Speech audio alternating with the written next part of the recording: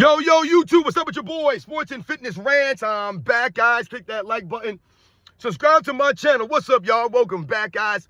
Welcome back, man. Got another great video for you guys today. As usual, man, you guys know the deal on this channel. It's all about setting the record straight, stopping the lies, stopping the narratives, stopping them from rewriting history, guys. And in this video, man, I want to talk about a clip that I saw on 2 Raw's video. Shout out to 2 Raw for TV. I saw a video that he did. I think it was yesterday. I saw it this morning. And it was about that guy from the Score Society. So when I saw that clown, I was like, I definitely got to do a piggyback off of 2 Raw's video and respond to some of this nonsense that I heard this clown say in 2 Raw's video. Because you guys know how I feel about this guy from the Score Society, Sean Suge Amos.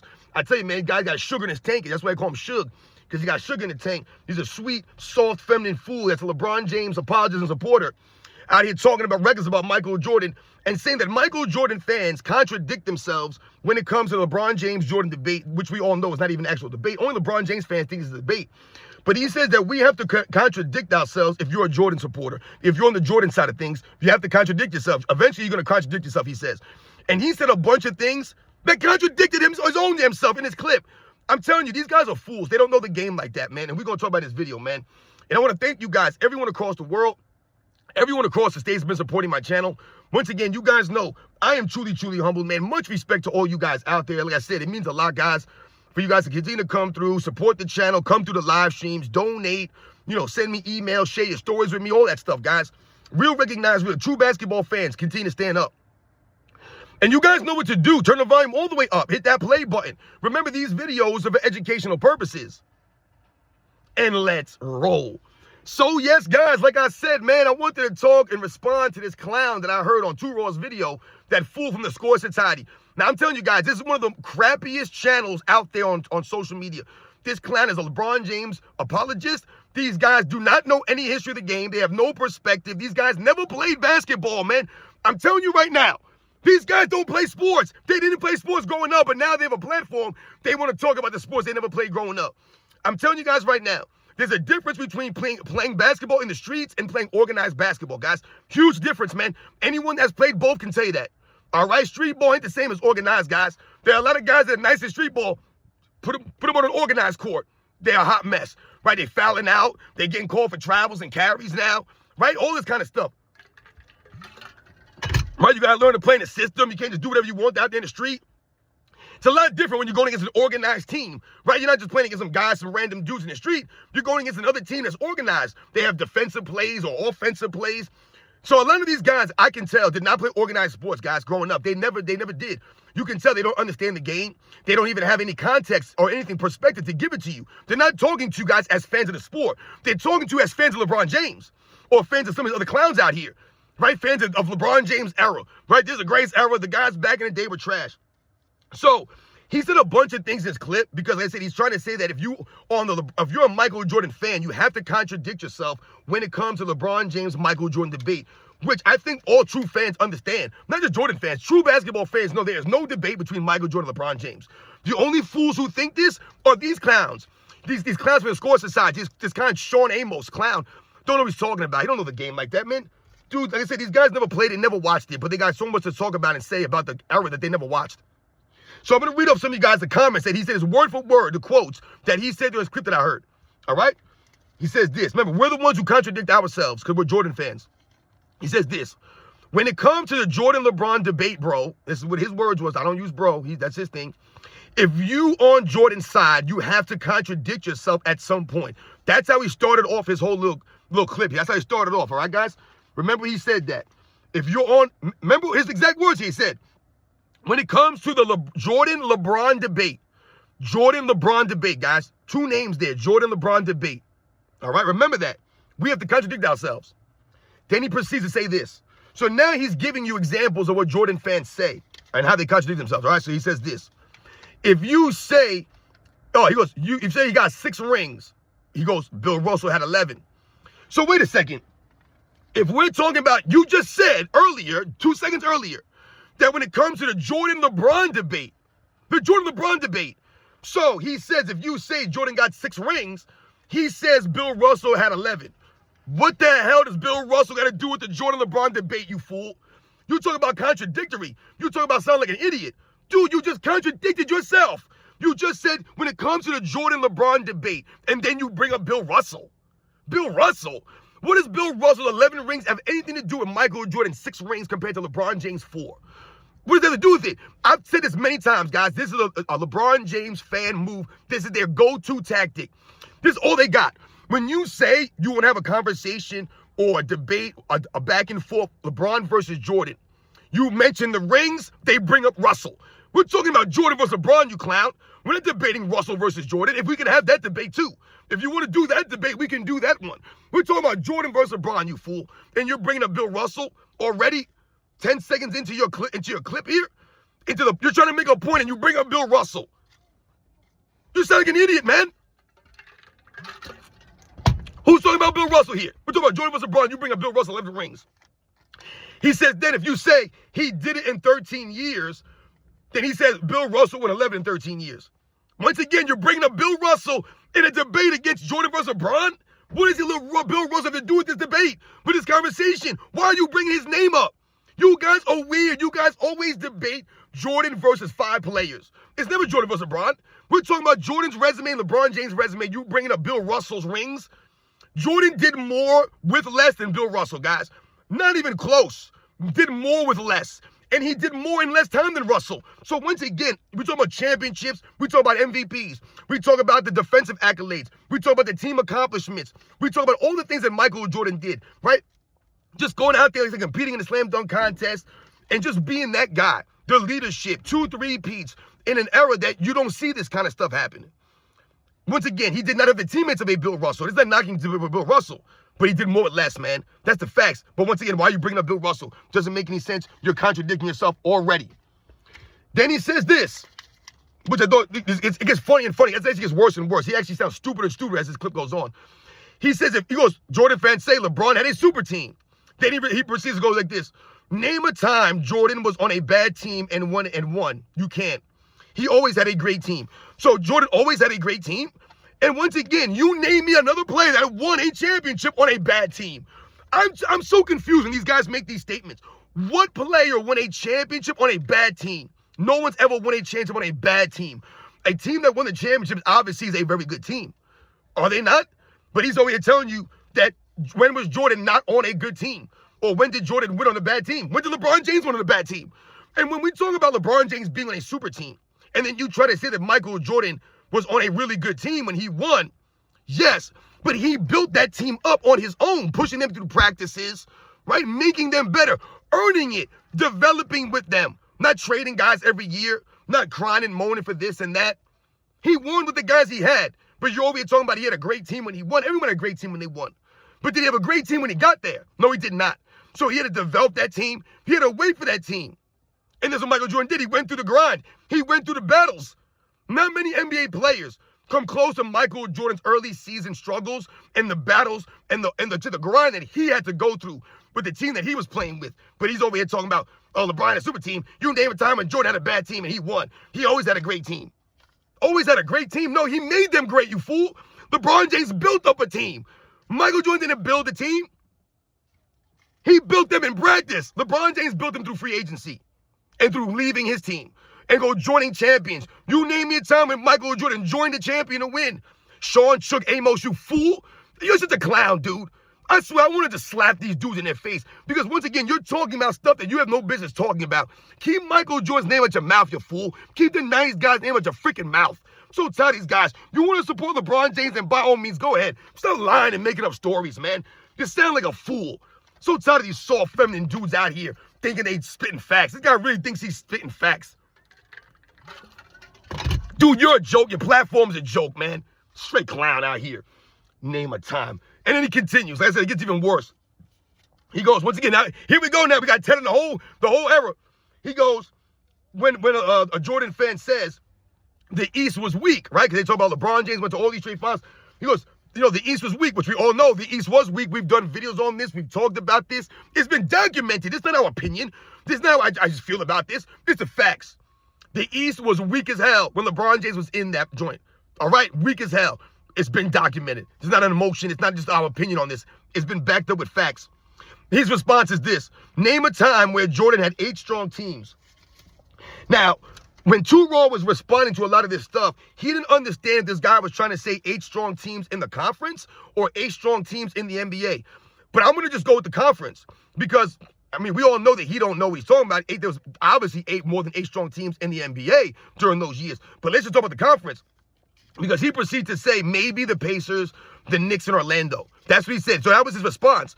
Maybe Pacers, Knicks, Orlando. At some point, you're going to have to contradict yourself. He says it again. So he says that he says, name a time where Jordan had 8 strong teams.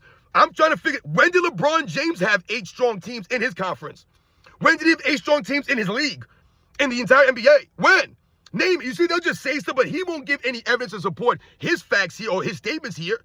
He says, name a time. So I'm going to name a time when Jordan had 8 strong teams. The entire 90s, my man, Eastern Conference, there was a bunch of really good teams. So I'm going to name off some teams right here because he obviously, he says that you can't name a time where Jordan had 8 strong teams. No, you can't name a time, my man. I can name it. Man, I'm going to name them right now. So the Eastern Conference from 1990 to 1998. You see, these guys, they try to shortchange the 90s by making it seem as if some of these teams weren't really in the 90s. They really do. So, for example, the Detroit Pistons were in the 90s. The 1990 Detroit Pistons were a really good team, were they not? Yes, they were. They were back-to-back champions that year. And then in 1991, they were in the Eastern Conference Finals again, coming off back-to-back championships. And I believe what? 87, 88, 89, 90. They were in the Eastern Conference Finals for what, 4 or 5 straight seasons? The 1990-91 Pistons, guys, were an excellent team. They weren't in the Eastern Conference in the 90s, if they were, my man. 1990 and 1991, they were very good.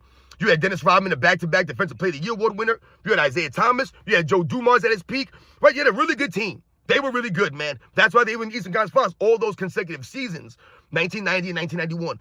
LeBron James never had to beat a back-to-back champion in his conference. Not even just in the NBA and the Finals. In the conference, he had to beat a back-to-back champion in the Eastern Conference Finals. LeBron James never had to do that stuff. Never once. But he's talking about there weren't 8 good teams. So that's one team, right? The Detroit Pistons in the early 90s. How about the Sixers in the early 90s with Charles Barkley and Hersey Hawkins? They were a solid team. Not saying these are great teams, but he said strong teams. They were a strong team. They were good. They won 50 games a couple of times. Charles Barkley's Sixers, they were solid up until 1992 or 1990, 1991. They were pretty decent. And then Charles Barkley, we all know, left to the Suns. So we had that team. How about the Cavs? He didn't mention the Cavaliers. He mentioned the Pacers, the Knicks, and Orlando Magic. That lets me know you have no idea what you're talking about. You don't even know. You're a casual basketball fan. You weren't watching the 90s era of NBA. Because the Cleveland Cavaliers were a powerhouse team in the late 80s into the early 90s, guys. 1990, 1991, 1992, 1993. The Bulls faced them in 1992 Eastern Conference Finals, and then they faced them in the second round, 1993. So, I mean, he didn't even mention the Cavaliers with Brad Daugherty, Mark Price, Gerald Wilkins, Brad Daugherty, right? Did I say Brad Daugherty? Larry Nance, Hot Rod Williams. Right? They were an excellent team. They were a very good team. So, once again, another team. So, I just mentioned the Cavs, Sixers, Pistons. That's 3 teams right there. Obviously, the New York Knicks, right? The Knicks were one of the powerhouse teams. They were an excellent team in the 90s in the Eastern Conference. He mentioned the Indiana Pacers, who were a very good team in the 90s. How about the Miami Heat? He did not mention the Miami Heat, who won 60 games in the Eastern Conference in the late 90s. Alonzo Mourning, Tim Hardaway were on that team. The other guy? Jamal Mashburn was on that team. Dan Marley, they had a very good team, man. The Miami, that's why they won 60 games in 1997, and they were in the conference finals. He didn't even mention Miami because he has no idea about the Miami Heat. He has no clue. What about the Atlanta Hawks? He did not mention the Atlanta Hawks. The Atlanta Hawks were a very good team in the Eastern Conference, and there was a couple of different iterations of the Hawks that I'm thinking about. Yeah, the early 90s Hawks with Dominique Wilkins, Kevin Willis, Doc Rivers. I remember they were coached by Mike Fratello, if I remember. So, Kevin Willis, like I said, you had a very good team. That Hawks team, very nice. But then you had the other iteration of the Hawks, where you had like Steve Smith, Mookie Blaylock, Dikembe Mutombo was on this team, Stacey Augmon. But they had a very good team in the 90s, the Hawks. But he didn't mention the Atlanta Hawks. They were a good team. How about the Charlotte Hornets? He didn't mention the Charlotte Hornets. The Charlotte Hornets were good in the 90s for some years there, right? When you had, before Alonzo Mourning went to the Miami Heat, right? What was that like 1990, 93, 94, 95? Right? They were really good. You had Larry Johnson, Alonzo Mourning, Kendall Gill, Muggsy Bogues. I mean, damn, Adele Curry was on it. You had a really good team. The Hornets were a good team. He didn't mention Charlotte because he doesn't know about the Charlotte Hornets. These guys don't know about the game. They don't know the history. They don't know who the teams were or the players were. They have no idea. They couldn't give you any of this perspective or context, guys. So how many teams that? 1, 2, 3, 4, 5, 6, 7. That's 8 teams right there, Riddle. I didn't mention the Orlando Magic. So if we add the Orlando Magic, that's 9 teams in the Eastern Conference that were good. He told you there was never a time where there were 8 good teams. Like I said, I don't even know if he was specifying the conference or the entire NBA, but I just narrowed it down to the conference. Like I said, I didn't mention teams like the Washington Bulls that were good for a couple of years in the 90s when you had Juwan Howard and Rod Strickland and Chris Webber on that team with Calbert Chaney. They were very formidable in 1997 against the Bulls in the first round. They were a tough team, man. They competed against the Bulls, man. So you had a team like that. You know, you had a couple of other teams in there.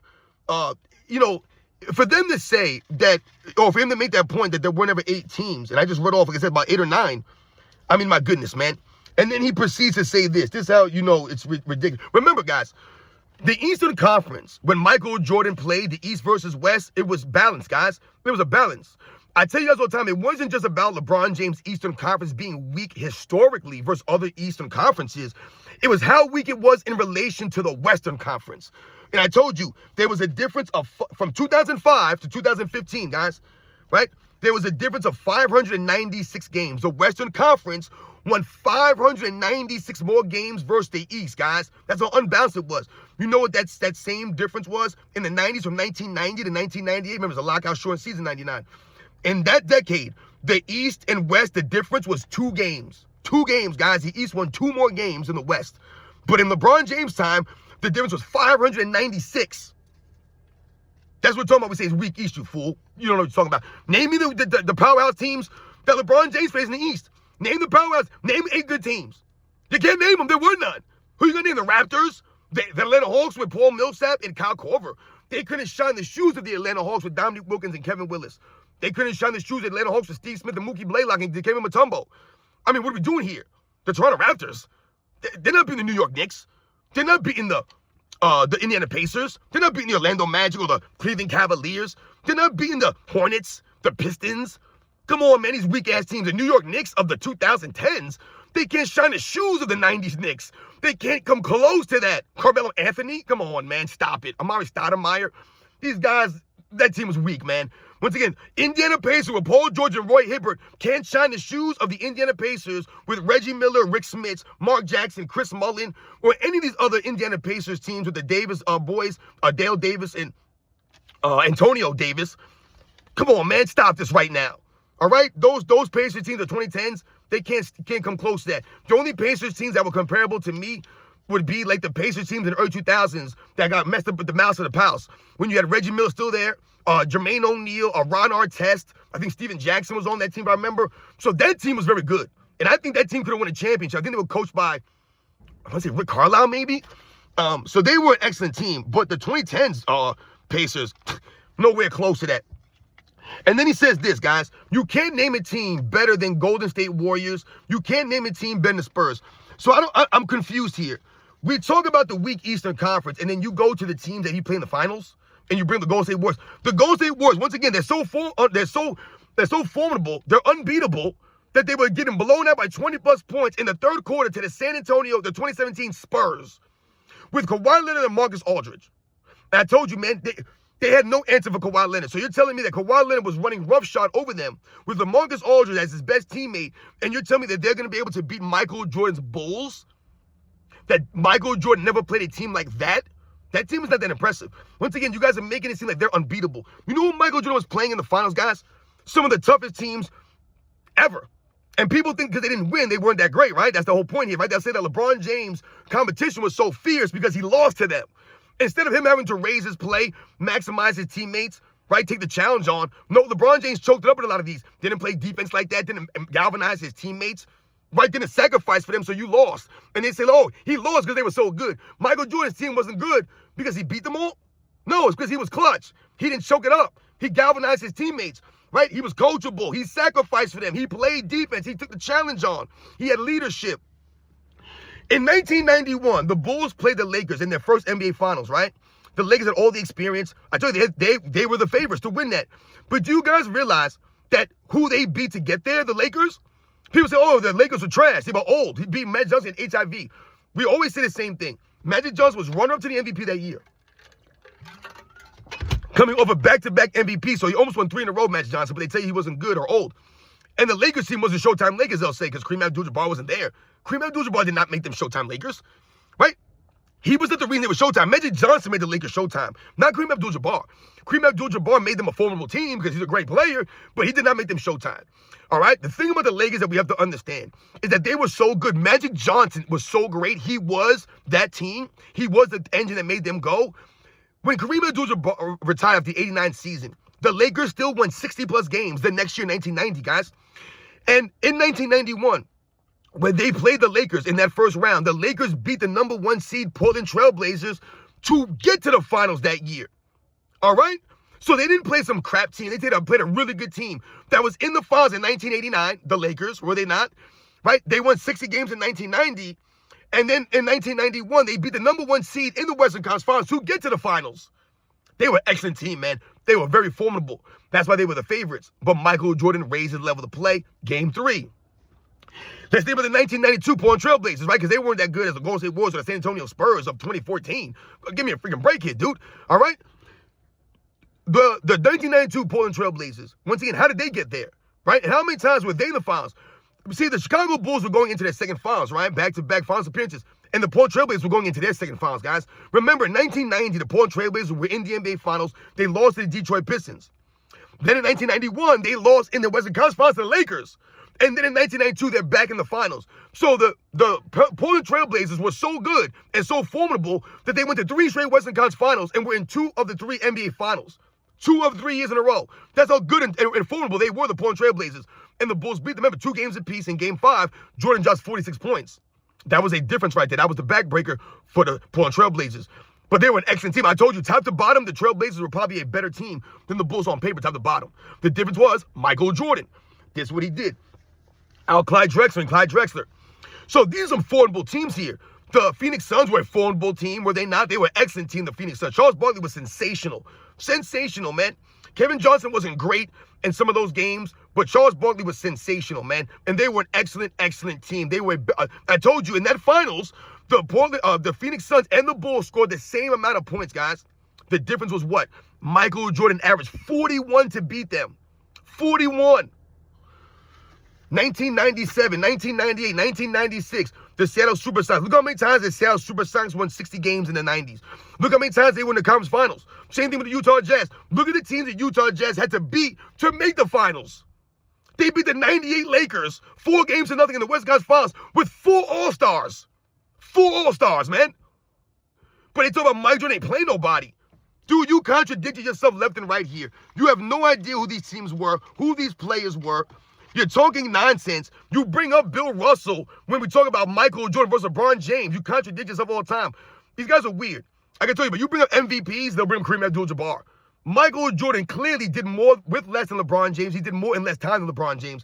And you got this clown, Sugar Amos from the Score Society, talking about we have to contradict ourselves. No, we don't never contradict ourselves because we have the facts on our side. You don't have the facts on your side.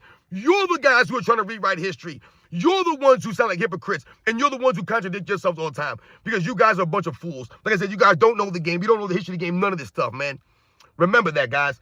These are the facts, man. You guys know the deal. I'll catch you guys on the next one.